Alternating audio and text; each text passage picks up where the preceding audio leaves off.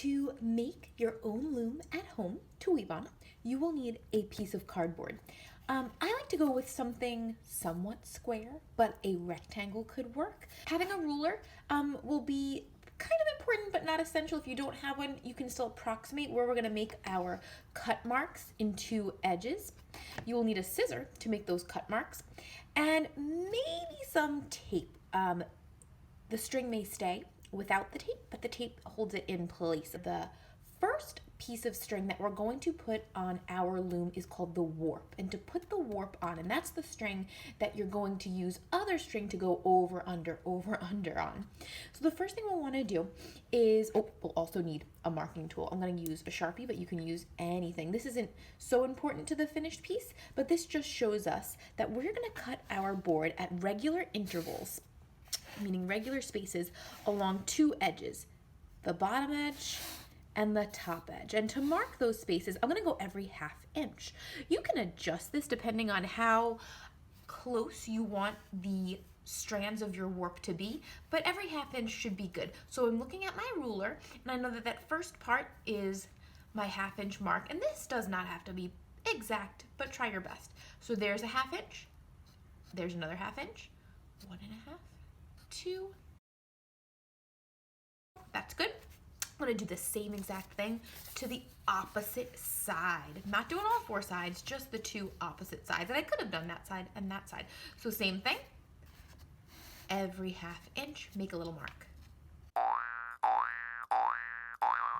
Now we don't need our ruler any longer, but we will need our pair of scissors. What I'll be cutting is a little notch every place that I drew one of those ½ inch markers at. And I don't cut it deep, I just cut it a little bit.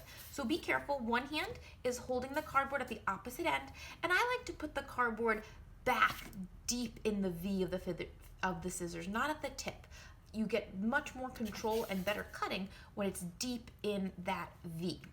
So, cut there, and I'm not cutting very deep. I'm only cutting about not even an inch deep on my cardboard. I'm gonna cut all the way down this side and all the way down the other side, every place I marked a ½ inch. These notches will be the little grooves that my warp yarn is going to sit in. Time to do the other side.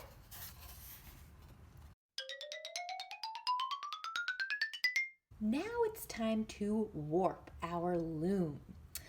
You never really know how much yarn you're gonna need to warp the entire loom, and it's best to do it in one continuous piece of yarn. So I have my yarn kind of balled up here, and I unravel as I go, and I kind of let some hang onto the floor as I go.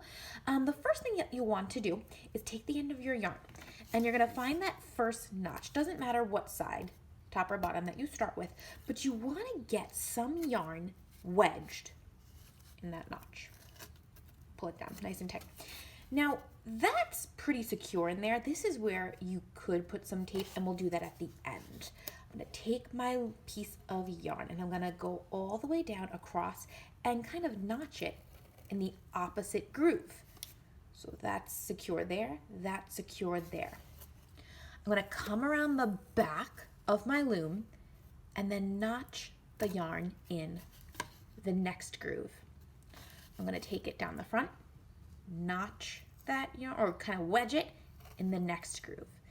And you'll see as I go around the back end and across the front, notching it into the next groove, down the front, onto the third groove on each side, these will become my warp strands. I'm gonna go all the way down. I'm gonna show you slow or regular speed once more, and then we'll speed it up.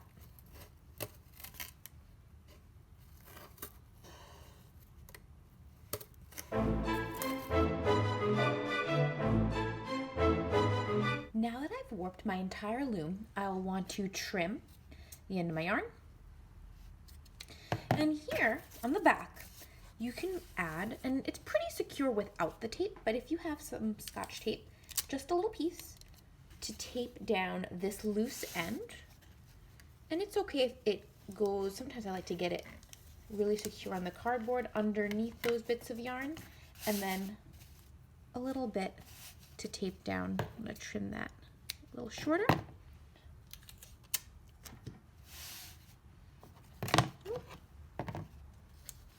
Taping down the opposite end. You're ready to weave now. You can weave with really any kind of string. This is twine. It's not yarn, looks like yarn, but this is twine. It's a little bit, it's very durable. I've got some yarn. You can weave with ribbon. You can weave with shoelaces. You can weave with all sorts of things that come in strands. Try experimenting with different types of weaving material. The yarn, or whatever it is that you're adding to your loom, will be called the weft.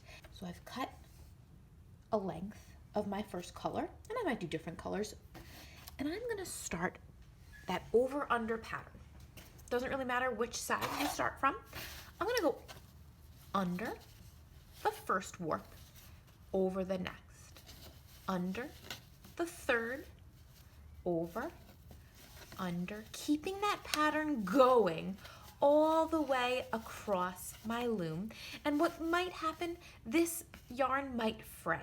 Two ways to deal with that. You can wrap some tape around the end, or sometimes I just kind of loop it like this and hold it bunched, and this way it doesn't really unfray on me. So now, oh, I've lost track. Over, under, what did I do?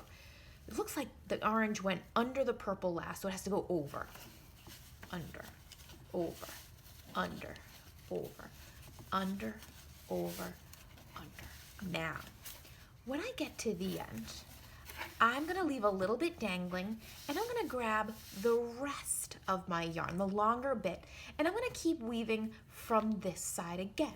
The orange yarn ended by going under the purple. I can see the purple warp is sitting on top of the orange.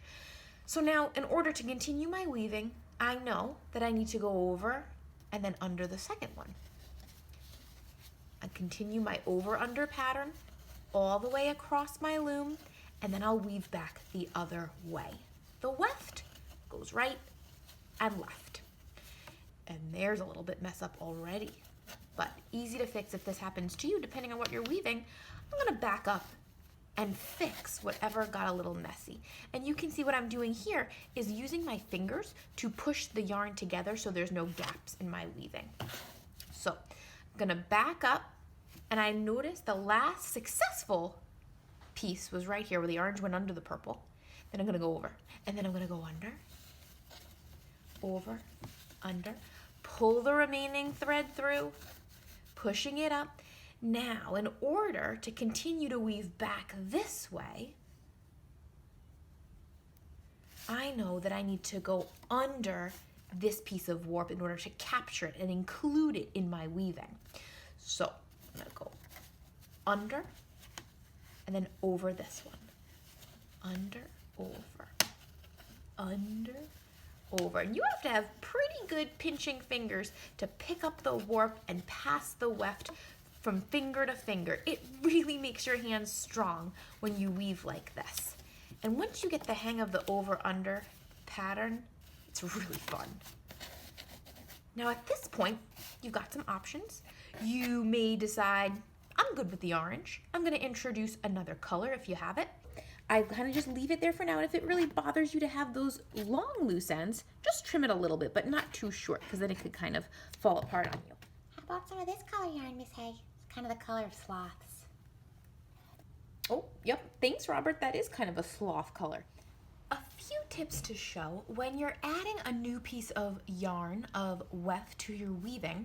It's best to kind of look and see what you ended with on the row prior. So I can tell that this yellow yarn is going over this piece of purple and then under the next. So whatever happened on top, I have to do the opposite below it. So right here, where the yellow goes under the purple, I'll know that in this next row I'm about to build, it'll have to do the opposite of what it did on top in order to make it look like a successful weaving with no gaps. So I'm gonna take my new piece of weft yarn and I'm going to go under this outer piece of warp. Now I'm gonna go over this purple. And the way that I know that is right above it, when I look at the yellow had done the opposite, the yellow went under. So I know that this purple has to go over. And I'll go under the next, and I'm gonna repeat that pattern all the way across like we've been doing. And as I said, I'm gonna leave just a little bit of this strand of purple yarn dangling off the edge of my weaving so it doesn't unweave on me. Push it up. Take the remaining.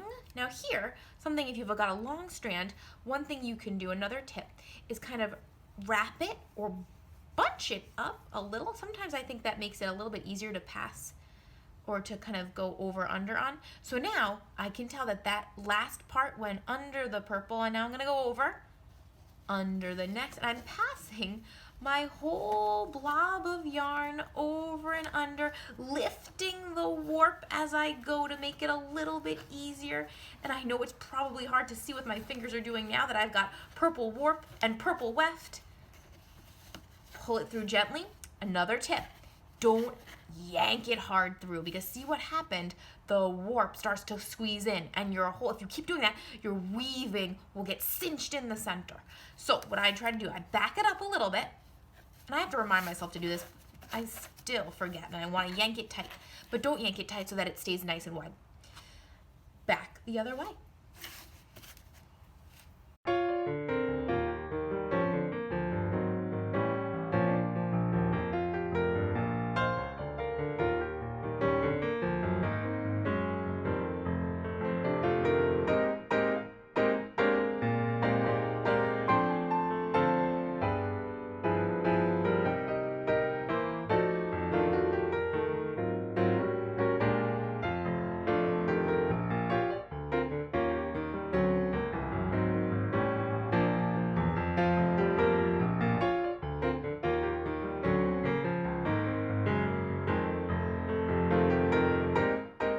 Stay tuned next week, friends, for how to cut your weaving off your loom and reuse your loom for future weavings.